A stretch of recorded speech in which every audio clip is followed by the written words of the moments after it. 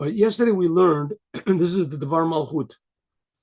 It's the royal words of the Lubavitcher Rebbe. He spoke this in 1991. This week's Torah portion. And this week's Torah portion is Ba'alotcha. It talks about lighting the lamps in the Holy Temple, the menorah, Holy Temple. And this corresponds to the opinion, there are 7 lamps. It corresponds to the opinion that there's one opinion in the Talmud in Shabbat, the Gemara in Shabbat, that the Torah, instead of being divided up into 5 books of Moses, it can be divided into 7 books of Moses.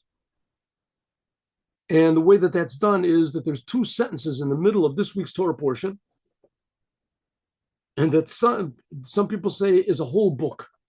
2 sentences is a whole book. What in the world you have to do that for? Makes absolutely no sense until the Rebbe explained it. Now it's starting to make sense a little bit. Starting to make sense. It not yet. The Rebbe's making a whole preface. We're going to see what is the logic, what is the necessity to say that the Torah can be divided into 7 books of Moses instead of 5 books of Moses. Why do you have to have these 2 sentences in the middle of this Torah portion that divides the book of Numbers into 3 books? Right? There's one book which is all the sentences, chapters which are before these 2 sentences, and then the 2 sentences, and then there's all the sentences which are after these 2 sentences, and the book of Numbers is divided into 3.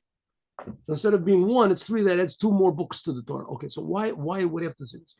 So the Rebbe says, okay, let's look at the 7 lamps that are in the Holy Temple. One aspect of the lamps in the Holy Temple is that Aaron has to light them until they are self-sustaining. They're self-sustaining. The lights go up on their own. The lights go up on their own. He doesn't have to keep looking at them and seeing if they're okay or whatever.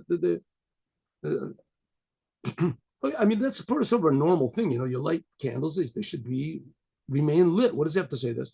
So the Rebbe says, because it's talking about us as well, and that we have to be inspired by our teachers and by our friends and by others that are around us and and by our parents. But after all, you have to be self-inspired. You have to be self-inspired. You have to be self-inspired. The love that you have for God and the desire to serve the Creator and to improve the world has to be something that comes from yourself. And even if everyone around you disagrees with you, and everyone around you is trying to convince you and to influence you to be the opposite, nevertheless, you don't pay any attention to them. The Shulchan Aruch, the book of Jewish law, it starts off by saying, don't be ashamed when people scoff at you. Right? Everybody wants to be accepted. Nobody likes to be laughed at. Right? Everyone likes it if they're in a friendly atmosphere. To be in an atmosphere that's how do you say, threatening or not receiving, or no, people don't like you, who wants to stay there? Nobody wants to stay there. So you might have this tendency, like a normal tendency, that if people scoff at you and they say, what a fool you are, what an idiot you are, you're trying to spread Torah, and trying to put tefillin on people, don't bring this religion into Judaism into my place, don't do this. So of course, you have to do it in a friendly way, in a kind way, and everything. But and you have to respect people. Certainly, you do have to respect people. But on the other hand, people cannot have a negative effect on you if you're doing something positive, Torah, commandments. So once you're connected to something that's really true, and you know that it's really true, and you're doing it only for the sake of the truth, then you have to be self-inspired. And even if the whole world is against you, you still have this inspired. Who's the example of this? King David. King David wrote a whole book, 120 to 150 Psalms, and most of the Psalms are talking about his enemies. And he had terrible, terrible, powerful enemies. And the vast majority of the Jewish people were against it. There was one time where from the whole Jewish people, he only had 500 people that were with him. How many Jewish people were there? I don't know, 1 million people, whatever. And everyone was with Absalom, his son. Everyone, everyone. And nevertheless, he was self-inspired. Of course, he was always with God. But to be with God, you have to have inspiration. You don't see God. And not only that, here God was letting him down. He had all these enemies all over. They were trying to kill him all over the place. But it didn't make any difference. The world was not going to have a negative effect on him. Not going to. Okay, so we have to be, so it says, you have to be self-inspired. Your love of God, your positiveness to the world, your positive attitude toward Torah and commandments and to your fellow man has to be self-inspired. So it has to be, how do you call it? What do you call it? Perpetual, they have perpetual motion. Not perpetual motion. It moves on its own. You don't have to have anything outside to keep it going.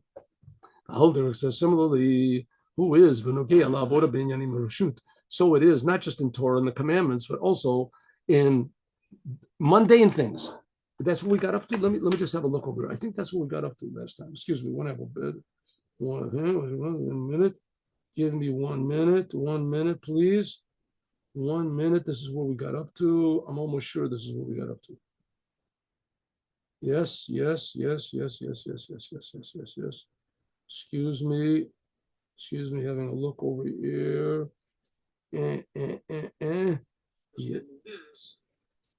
Yes. Oh, that's right. That's what we got up to. Okay. Alder says, so it is also in the service, in the mundane things in the world. Kol Ma'asecha Shel Yehudi, all the deeds of a Jew have to be done for the sake of God. Everything you do, you brush your teeth, shine your shoes, put on your pants, go into the street, get in your car. Everything you do has to be for the sake of God, because afterwards, where'd you get your teeth from? Where'd you get your clothes from? Where'd you get your legs from? Where did you get your car from? Where do you get your job from? Right? God is creating it all the time. That means you have to do it for the sake of God, and even more, in all of your ways, you have to know God. You have to be connected, feel God. In addition to this, let me just close it. Yeah. In addition to this, that this is l'shem shamayim, that you're doing everything for the sake of God. For instance, you eat food in order that you'll have power, in order to learn Torah, do the commandments. But not only that, you make you make for what you do, you make it hechsher mitzvah. Yes, hechsher mitzvah. Until darchecha, all of everything you do then is to help you to do the commandments. Until darchecha du gufa, until your ways that you do, do'eu, you feel God Himself. You're not just doing the commandments for the sake of God. It's like there's you and there's the commandments and there's God. And I've decided to be a religious person and I'm going to devote myself, at least the time when I'm doing these commandments, to God. No, you feel that there is nothing except for God. And the most valuable and biggest miracle that I can do is I can do a commandment. Wow, that's just amazing. I can do a commandment. So your whole day becomes just waiting for this meeting that you're uniting yourself with the Creator. Da'eo means to unite. Unite, like I said, the man knew his wife. It says it's a uniting. Da'eo, to know, to unite with God. God is already united with me, but I'm not united with Him. When I think about it, that I am, the low rock, not only the shaloz kukim to Yehudi, that the Jew has to do this every time brand new. Exactly the opposite. Every single thing in his life is olam me'aleh. It goes automatically up. You automatically have this, how do you say, axiom. The whole world is God's world. It's not my world. This makes you serve God. Okay, the world has this very huge misconception that God is far away. The world is suffering this amazingly terrible misconception that God is far away from us. God is far away. Okay, the fact is, God is infinitely further than we can possibly imagine. That's true. But that's not the end of the story. The end of the story is that God is, yes, infinitely distant from us, infinitely more than anyone can possibly imagine, than any religion or whatever atheist can possibly imagine. God is far away from us. But God is not limited to being far away. God is not limited to being spiritual. God is infinite. God is infinitely close to us. And as we've said so many times in these classes, The thing that interests God the most is every detail of the world. That's why he created the world. He didn't just create the world to be a detention center or something like that, right? A temporary, the big huge jail or something. In El Salvador, they have these big jails where they have 100,000 people, whatever, these criminals. And that's what the world is. The world is this big jail that God made, right? And that's where it's not so. It's simply not so. The world is a wonderful place. We just don't see it. We don't see it because we're not making it that way. But the fact is that God is infinitely close and the world belongs to God. God is creating it. So when we start feeling this and we start realizing it's just the truth. It's not just this philosophical idea that the Chabad says. It's just a simple truth. The world is God's world and God is interested in the details and he wants to do us to be involved in as many details as possible in a positive way. Dvar Malchut, the physical world itself and every detail in the physical world, it says, becomes elevated on its own. Moreover, it arouses him to serve God better. Moving like it's also understood by a child, like we said before. That's right. That we brought it before. The Kol B'nai Israel. This is for all the Jewish people, that every Jew should be excited for God automatically. This refers to every Jew, even small children. When you put in the room of a child a chumash, a religious book, a siddur, a prayer book, kupa tzedakah, a charity box, it has to be in such a place, in such a way, that after you put it there, you doesn't need the person anymore. You should put the charity box, attach it to the wall, even not to the child. It should be in a way that you can remove the money from it easily, but you should attach it to the wall. You should remember to use it, the chumash, etc. It's not in a way that you have to remind him, but it should be in such a prominent place in the room, when as soon as you walk into the room, that you see there's a chumash, there's the 5 books of Moses, and therefore these books, they elevate on their own. It's not just a side thing. This is my grandpa's book, so it's my grandpa's bookshelf. I keep it there for a memory or something like that. No, when he comes into the room, it should arouse the child that he should look and learn the book. Similarly, also in his siddur, a prayer book. Also in kupa tzedakah, also in a charity box. It should be in such a place that it arouses you the desire to give charity, Similarly, also in everything of education, that you educate a child. And this is also relevant to every to every, how to say, optional thing that people do, regular normal things. How much more so by means of doing the commandments? We should feel that when we're doing something in the world, whether it's driving in our car or whether it's walking on the street, and how much more so if we're doing a commandment. So we should feel that we're doing what God wants with God's property. But it has to be in a way that the item that we're dealing with, that we're doing the commandment, it goes up on its own. It's elevated on its own. It has a big importance on its own until this reminds the Jew, because he's serving God. Can I give you an example of this? I'm trying to give an example. Let me think of an example automatically. A person, I don't know if I'm giving it a good example. Let me think of this. Let's say a person, I'm thinking of this example. We talked about this before. Let's say you find a picture, right? You find a picture, it's in the garbage. You find the picture in the garbage, you take the picture out, a nice looking picture. Wow, whoever drew this is a nice thing. It's not too dirty. I think I'll take it home, brush it off. Maybe I'll put it on my wall. Puts it on his wall. Someone comes in and says, "Where'd you get the picture?" It says, "I found it in the garbage." "You found this picture in the garbage? Which garbage? Where did you find it?" In the back of the museum, they have this garbage. So, well, you know what that is? It says, "1 second, let me look at this picture." It's nothing. It's nothing. It says, "1 second. It's not, you're right. Well, nice picture. It's a copy of a Rembrandt. Really good copy. Really good copy." It says, "1 second. Oh, here under the frame, 1 second, the cover. 1 second. This is a genuine Rembrandt. This is a genuine Rembrandt. This thing is worth at least $50 million. $50 million. I don't believe it. That's amazing. $50 million. He takes it back to the museum. The museum says, "Where'd you get this? It was thrown in the garbage."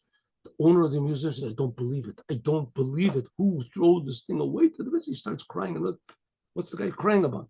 He says, that's a difference. The person who found it, he realizes it's holy. It's an extra thing to him. The curator of the museum, something that's precious by him is always precious. He's dealing with precious things all the time. He walks around and he's got rubber gloves all the time. He never touches anything that's there. How this thing got precious? Okay, so we're supposed to be not like the person who finds the commandments are supposed to be something. We found something that's really valuable. That's good. That's good. That's like everything we do should be the sake of heaven, right? The picture, the this, it's really you're doing it for the sake of art, for the sake. But the curator of the museum, the art museum, he lives this. It's by him, he really truly appreciates the genius of, Rembrandt or Van Gogh or Goya or these amazing, painters, genius painters. He trembles every moment that he's around them. It's just an automatic thing for him. He feels the preciousness of it. Okay, the same thing is by us. Everything in the world has an autograph on it. Not Rembrandt's autograph, God's autograph. God himself creates everything in the world. Everything in the world has God's autograph on it. It's the imprint of God. So when we're in the world, everything should be precious to us. But unlike in the museum, it's not just to look at. God wants us to use the world. We also have God's autograph on us. Every human being. And God wants, we're as precious as the world is. We have to link it together. We have to use the world automatically to serve the Creator, because the Creator is creating everything. Right? So there the analogy sort of breaks down, but it's just the idea of seeing that something is really precious and using it for what the Creator would want us to use it for. Here, God wants us to use the world in a proper way, but it's God's world. That's the point. And when we use it the proper way, God, the author, becomes revealed. Like the author, it becomes revealed. Okay. According to what we said before, now we can understand the idea.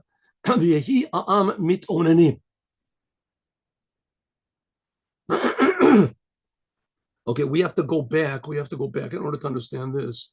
We have to go back to, one second, let's cut this stuff off over here. It is, cut this out.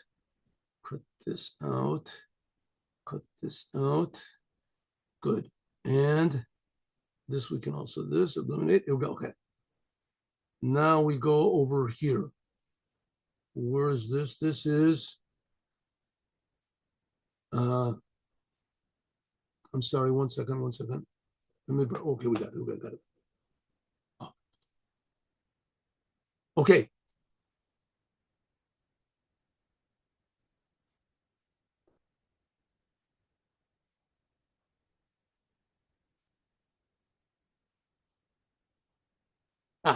Good. All right. No. Here it is. Yes. Okay. So this is the 10th chapter of the book of Numbers, right? So we divide it up into 3. So it comes out that we have the book of Numbers. That's the 4th book of the Torah. Here it is, the 4th book of the Torah. The book of Numbers is the 4th book, right? 4th book. All of a sudden, according to this opinion that there's 7 books of the Torah, the 4th book of the Torah ends up here. Here. That's it. That's the end of the 4th book. And the 5th book begins here. 2 sentences. And it was when the ark traveled, the Jewish people they would camp in the desert, and then the ark would travel and would raise up, and the Jewish people would travel with the ark. It was when the ark would lift up and travel, then Moses would say, "Rise up, God, and scatter our enemies before us, and those who hate us should flee from before us." And when the ark settled, Moses would say, "Return, God, the tens of thousands, the multitudes of the thousands of Israel." Good. That's the 5th book of the Torah. Here it is, 5th book of the Torah, 2 words. Okay, there remains more to the Torah. Right? We finished 5 books of the Torah. Okay, now here we have the 6th book of the Torah. Where's the 6th book of the Torah? 6th book of the Torah is here. Starts here, 11. 6th book of the Torah is the rest of the book, the remainder of the book of Numbers. How does it begin? The 6th book of the Torah, how does it begin? The people were complaining bad in the ears of God. And God heard and he got angry. And his anger flamed up. And he started devouring the people in the end. And the people cried out to Moses, and Moses prayed to God, and the fire went away. Okay, now there's a general principle in the Torah that we start off on a good note. If we divide the Torah up into 7, like we did, so we've already finished 5 books of the Torah with these 2 sentences. That was a 5th book of the Torah. And this is the 6th book of the Torah. The remainder of the book of Numbers is the 6th book of the Torah, right? And it ends up the 6th book of the Torah starts off on a terrible note. The Jewish people were complaining evil in front of God, and God got angry. Not nice. Big mistake. Right? Wrong. Here, let's see. There we go. According to this, now we can understand how is this thing about the people were complaining is the book of the 6th book of the Torah and the 6th of the 7 books of the Torah. How is this relevant to lighting up the candles? Hatochen, the whole content of the balot chatanerot, of lighting up the candles, the lamps, until the fire should go up on its own, is that the service of a Jew has to be in a way that he lights and he illuminates himself and his part in the world, and in fact, all of the world, with the light of the commandments, with the lamp of the commandments and the light of the Torah, until a way that the whole world itself illuminates on its own. Shagam Metzirut Adam, that even the existence of man, a physical body on its own, which usually conceals over the light of the soul, should be a Shalevas Olam Me'aleh, that your body itself should inspire you to serve God. Near mitzvah Torah or, it should be a lamp of the commandments, and the Torah should be a light. Similarly also to bring about in the world by means of using physical things for as items of holiness. And from this, it's understood that the completion of the service is when this lighting up the lamps, when it shines up and it goes up on its own, should also permeate every detail of man and every detail of the world, even the things which are the highest until the things which are the lowest. And what are those things which are the lowest? Namely, Kavan, since the avoda of the service of God is in a way of elevation, is Evan Abochin. This is the, how do you say there's a word for it in English, the testing stone. There's a word, testing stone. Huh? Anyway, this is the test. There's a better word for it. I don't know. Anyway, the litmus test, whatever it's called. Sha'avoda, that the service is the ultimate completion, that is complete, that you're serving God in a really, truly complete way, and that the truth is illuminating the existence of yourself and the existence of the world, not just a high power, a spiritual power, or a power of the person that you're doing it. You are illuminating the world. I am doing it. Therefore, this has to illuminate every detail of the world. In other words, you're not imbuing people. You're not converting people to believe like you believe. You're making people aware of who they are. You're making people aware of the God that's creating them. It's not the God who's creating me is going to be your God. The God that's creating you is going to be your God. People start to realize themselves, the people themselves, that even the lowest parts of the world will also shine automatically. They'll shine autonomously. The world itself will announce that God is creating it.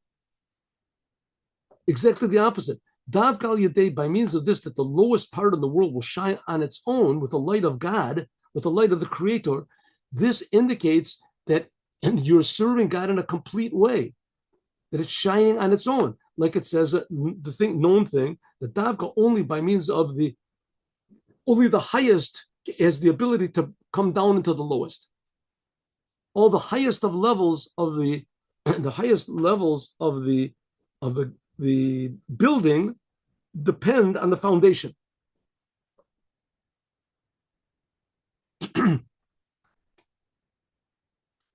According to this, now we can understand why this commandment of illuminating the lamps was said to Aaron HaKohen HaGadol.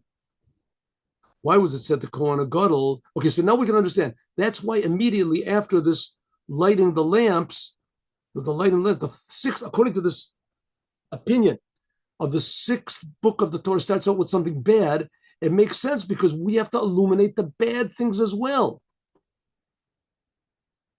The bad things as well. Listen, in the end, all of these terrible philosophies that are in the world, they have some good basis to them. They have a good basis to them. Communism. Communism is perhaps the most evil, destructive idea which is ever invented in mankind. Killed 100 million people at least. Mao Zedong and Pol Pot and Lenin with Stalin. But it had a good basis to it. The basis is a good idea. What's the basis of good? There shouldn't be class oppression. There shouldn't be class oppression. That's a good thing. That's a really great idea, to do away with class oppression. I mean, in order to do this, they had it's like, everyone became equal. Everybody became equally poor. And anyone who didn't agree, they became dead. So I guess that's a way of inequality. But the idea of dealing with class oppression is a really great idea. What's the solution supposed to be? It's supposed to be certain people that are rich. They're supposed to be rich. And certain people are supposed to be poor. And the rich people are supposed to give charity. That's the reason for it. And it has to be charity, has to be done in a clever way. You just can't give out free gifts. People just take drugs and feel useless, right? It has to be the charity in order to encourage people to learn, in order to encourage people to be worthwhile, right? But nevertheless, the rich have to take care of the poor. Noblesse oblige, you want to call it, right? They have an obligation. Is it going to happen? It'll happen when the rich people really desire to give. Like the joke that says a professor said, I've solved half of the world's poverty problem, half of the world's problem. I have a way to convince the poor people to accept. Now I just have to convince the rich people to give. It's a little bit harder, right? To convince the rich people to give is not that hard. All you have to do is convince the rich people that what they have belongs to God. And God wants you, He made you rich so that you'll give to the poor. Right, giving to the poor is not a simple thing. The fact of the matter is, because there's a lot of fakers and a lot of things, but okay, it will work out in the end. Who kayim this bepol? Kevin she'enyano is of Aaron is k'mafurish b'mishnah, like it says in the Mishnah. You have to be pupils of Aaron. You have to love the creations, and you have to bring them close to the Torah. You have to have love even to those people who are far away from God, and the service and God's service. And therefore, it calls them the briot. They're just creations of God. The only good thing you can say about them is that God creates them. But that's a pretty good thing. The only good thing you can find about them is that God created them. And you have to make them close to the Torah. What does it mean close to the Torah? You have to, these people, that the only good thing you can say about them is God created them. I know people that only God could create people like that. I mean, people that are, have every bad personality quality in the world, and God just keeps creating them. It's pretty amazing. And these people think that they're the great, they're the ultimate, completion of, the highness, the high peak of humanity, right? There's all these Stalin and those people especially, right? And God is creating them. What are you supposed to do with people? Okay, here the Rebbe is talking about, especially about Jews. It says you're supposed to bring them the highest people. You can come down to the lowest. Shehi l'mayla mikol elyonim. They just now passed away a month ago or something, Rabbi Lipsker, and he used to go to the jails and look around for Jewish people, but these people were sitting on serious crimes, a lot of them, and a lot of them he would forget about the crimes. Let's just talk about what you did, who you are right now, and he would convince them. A lot of them became, Torah and in a way that you would make them come closer to the Torah.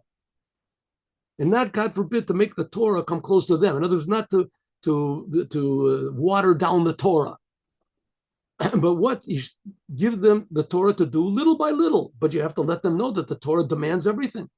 The Torah demands everything, but you don't have to do everything at one time. Just like you don't have to eat all the food that you're eating in your life. You don't have to eat it at one time, right? And put a huge pile of food, eat it all, little by little. And from this, it brings about, wakens up the Jew, that he himself wants to do everything. He wants to do what God wants. That also the briot, even the lowest things and the lowest people in the world, can also be self-inspired. That, well, I'm a Jew, I want to do what God wants. To the point where it gets to the whole world, that everyone says, well, I'm a creation of God. I want to do what God wants. Is drawn down this power into the world to shine up. You're the lowest part in the world until it raises up on its own.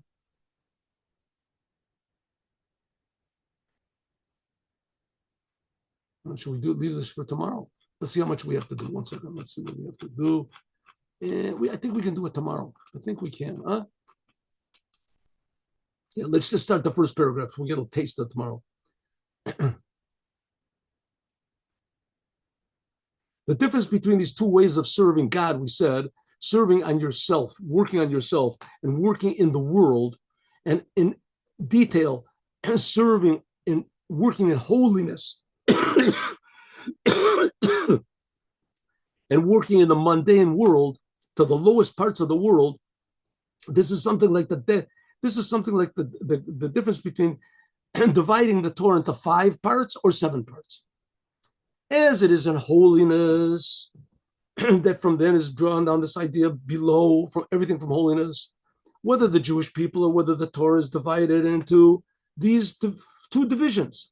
7, the 7 neros, the 7 lamps of the menorah, that corresponds to the 7 different types of the Jews, 7 different types of souls of Jews. This corresponds to the 7 emotions. This means loving God with love, serving God with love, with fear, until serving God from Malchus, just doing what God wants. Similarly, also, you can divide the Jews into 5 levels. Excuse me. That corresponds to the 5 books of the Torah. We can say that this is hinted at on this parak of Shabbat. Chamisha Talmid, there were 5 pupils that were in Rabbi Yochanan ben Zakkai. This week we read the second chapter of the Ethics of the Fathers. At the end of Shabbat, we do one of the chapters of the Ethics of the Fathers.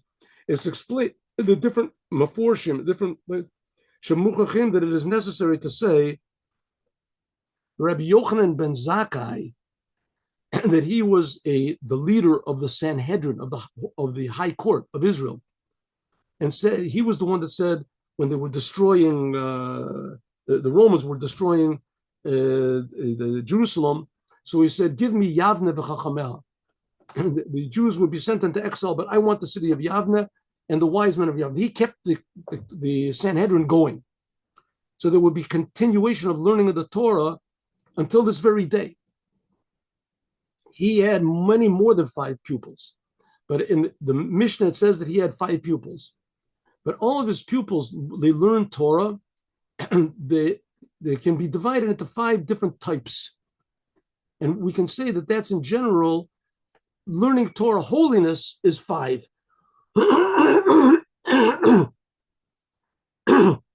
Holiness is 5, dealing with yourself. Holiness, fixing yourself. But also the Torah can be divided into 7. 7, the 5 books of the Torah, and the 5 books of the Torah. This is one of the ways of dividing between the 5 and 7, is 5 is attached mainly to holiness, and 7 is the world. The world was created in 7 days. And like it is in the 7 emotions. 5 emotions, the 5 main emotions of God, from Chesed until Hod, that's the main emotions. But the 6th and the 7th emotions, from Hod, the Sof, 5, 6, and 7, until finally Malchut, that's the end. This is talking about going outward. This is talking about the world, which seems to be separate from God. And this is one of the divisions between, the difference between the Jewish people as they are divided into 7 levels, corresponding to the 7 lamps in the temple, and how that's all the different types of the Jews, all the lowest levels of the Jews that there could possibly be. And this corresponds to the sixth and the 7th levels of the Jewish people as they are, sorry, so to speak, outside of holiness, and how the Jews are divided into 5, like the 5 books of the Torah, original, like the 5 pupils of Rabbi Yochanan ben Zakkai, holiness of Jews. That's mainly with the holiness of the Jewish people. So the number 7 is dealing with how the Jews affect the world. Similarly, it is also the division of the Jews, how Al Derech HaRegil, the 5 books of the Torah, that's what it always is, says that the main thing of the Torah is holiness. But because the Torah has to have an effect on the world, and the world was created in the 7 days of creation, and the whole Torah was given only to make peace and blessing in the world. Therefore, there's one opinion that says that the Torah is divided into 7. This includes all of the 6 levels, the 6th and the 7th aspect of the Torah, how it relates to the world and even the lowest parts of the world. And that's why it starts off, the 6th book of the Torah starts off with the people were complaining bad. It's talking about Jews that are, so to speak, consider themselves outside. They're complaining about God. They complain to God. They make God angry. And these people also can be and will be, for sure, inspired from themselves to be a positive force in the world. And now we'll have a story. Second, where does this go? Here we go. And